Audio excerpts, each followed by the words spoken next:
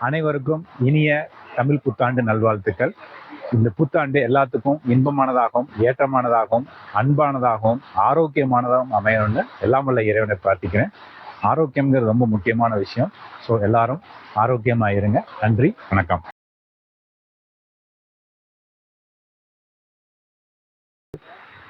இந்த இடம் பார்த்தீங்கன்னா மலேசியாவில் கோம்பாக்னு ஒரு இடத்துல ஒரு மலை சார்ந்த இடத்துல ஒரு சிவன் கோயில். ரொம்ப அழகாக அமைதியாக இருக்கும்.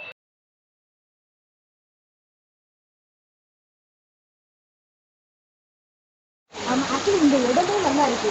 ஹோட்டல்